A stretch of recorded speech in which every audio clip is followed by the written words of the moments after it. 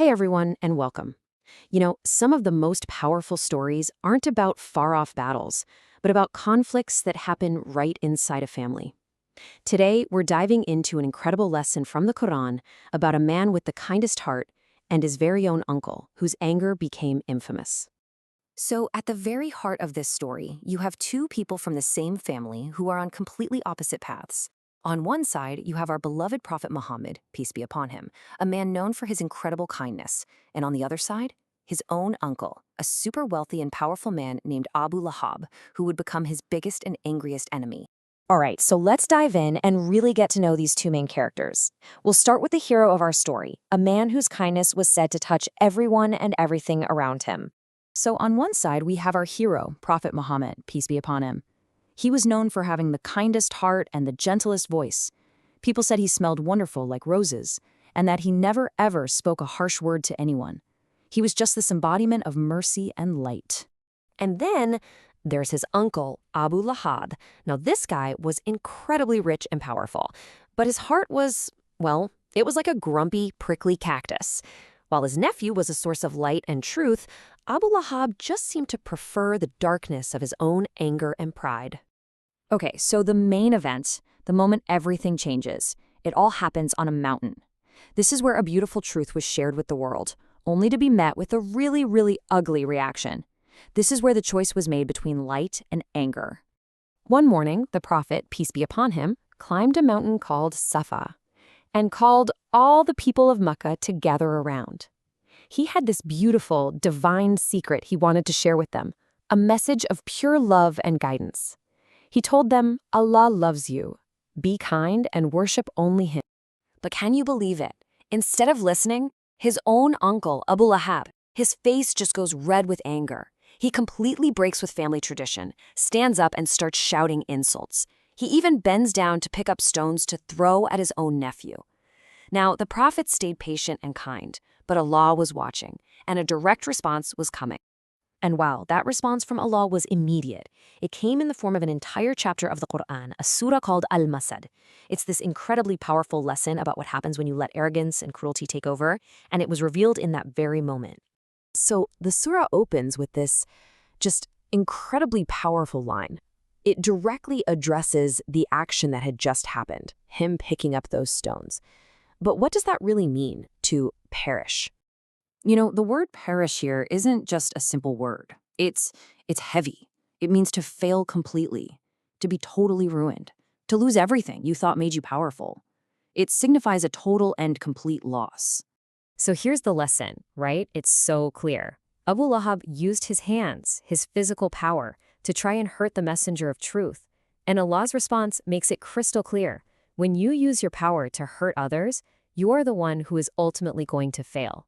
Bullying is always a losing game. Okay, so next up, Allah addresses the one thing Abu Lahab was most proud of, his money. Abu Lahab really thought his status and his gold coins made him invincible. But Allah tells us something totally different. And this visual just puts it into perspective, doesn't it? It shows us what the currency is with Allah. A good, kind, sincere heart is worth everything. Meanwhile, all the gold coins in the world are worth next to nothing if that heart is filled with arrogance and hate. And this next part is fascinating because it connects the fire inside of him, that anger and hate, to his final destination. Because he chose a life fueled by fire, his destination is described as, well, a fire of blazing flame. And get this is a super interesting fact. Abu Lahab wasn't even his real name. It was a nickname that literally meant father of flame, partly because he had this reddish face and a famously hot temper. So his own identity was tied to the very fire that the Qur'an mentions. But the story doesn't stop there. Abu Lahab wasn't acting alone. The surah now turns its attention to his wife, Jamil, who was right there with him, his partner in cruelty. So the fourth verse brings his wife right into the picture. She's described as the carrier of firewood, which sounds a bit strange, but it's actually referring to her specific, very harmful actions. So what was she doing? This is just unbelievably cruel. At night, she would sneak out and gather these sharp, painful thorns, and then she'd scatter them all over the path she knew the prophet, peace be upon him, would take for his prayers, all because she wanted to injure his feet. And the final verse, Wow. Just like with her husband, her consequence is a perfect mirror of her actions and her character. It's incredibly fitting. See, here's the thing. In her life, Jamil loved to show off this really expensive, fancy necklace. It was her symbol of wealth and pride. So her punishment is the exact opposite of that symbol. A rough, coarse, itchy rope of twisted palm fiber around her neck. Her vanity literally becomes her torment. So when you step back and look at this whole story, what's the real takeaway? It isn't just about the bullies getting what they deserve. It's about the victory of the hero's character. What can we learn from his amazing example?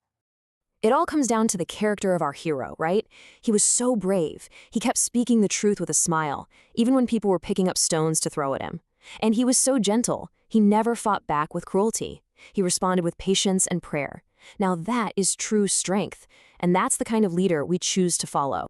You know, at the end of the day, this whole story is about how our actions, our words, our deeds, they're like planting seeds.